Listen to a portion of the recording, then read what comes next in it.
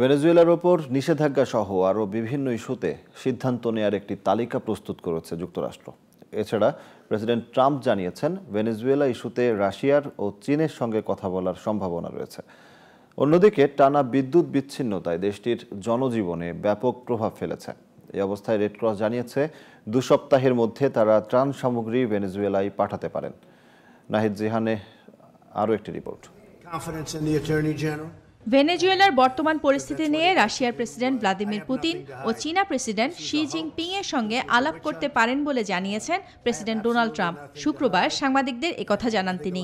এছাড়া মার্কিন পররাষ্ট্রমন্ত্রী মাইক পম্পেওর হাতে একটি তালিকা রয়েছে, যেখানে ভেনেজুয়েলার উপর নিষেধাজ্ঞা আরোপ সহ রাশিয়ার উপস্থিতিতে ওয়াশিংটনের করণীয় বেশ কিছু বিষয় অন্তর্ভুক্ত রয়েছে।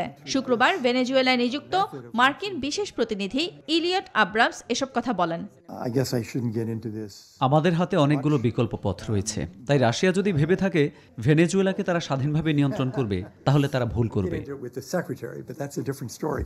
এদিকে টানা বিদ্যুৎ বিচ্ছিন্নতার ফলে ভেনেজুয়েলার অর্থনৈতিক পরিস্থিতি একেবারেই ভঙ্গুর দশায়।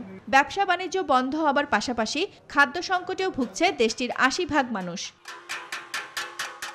এই পরিস্থিতিতে আন্তর্জাতিক সাহায্য সংস্থা রেড ক্রস জানিয়েছে তারা আগামী 15 দিনের মধ্যে প্রায় 6.5 লাখ মানুষের জন্য ত্রাণ সামগ্রী পাঠাতে পারেন।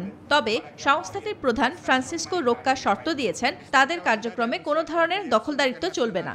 এ বিষয়ে ক্ষমতাসীন মাদুরো সরকার জানিয়েছেন রেড ক্রসের সেবা দেওয়ার আশ্বাস এই দুঃসময়ে তাদের জন্য একটি বড় বিজয়।